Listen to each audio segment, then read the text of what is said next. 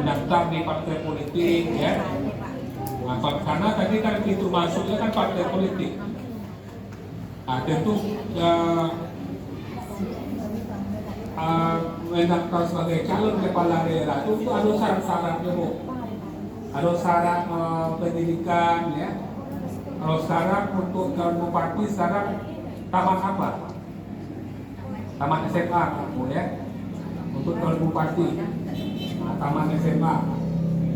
Nah, misalnya, ya, ada misalnya bahan-bahan dari pasangan calon itu yang kurang, ya, atau misalnya apa namanya KPU, ya, KPU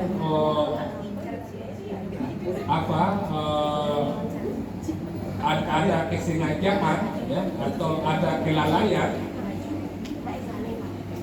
salah satu pasangan calon, misalnya aturannya tidak memenuhi syarat, ya, tapi ditetapkan sebagai memenuhi syarat sebagai pasangan calon, jadi disebut dengan pelanggaran administrasi.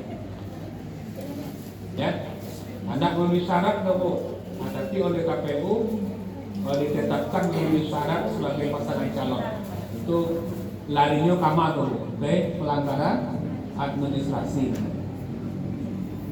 Yang kedua, pelanggaran tindak pidana pemilihan.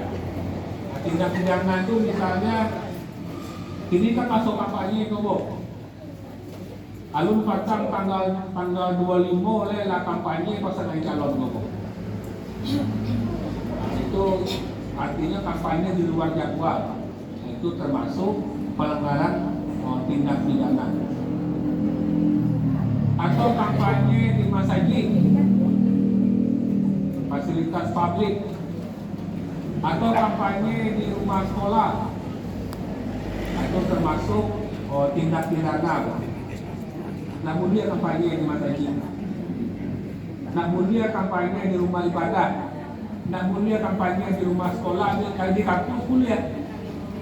Kalau di Sinjung ada kampus? Ada, Bu? Ada. Kemudian di kampus kampanye, tapi harus ada izin dari pihak kampus. Kuliahnya hari Sabtu dan Minggu kuliahnya, tidak boleh lo pakai atribut kesenangan, tidak boleh mengganggu kegiatan kuliah mahasiswa. Yang disebut dengan pelanggaran tindak pidana. Atau misalnya ada orang menerima politik uang. Misalnya ibu nampak Isanu, ya, tim sukses Isanu bagi PT ke si A, nampak ibu PT itu bagian ke si A, itu ibu punya kewajiban untuk melaporkan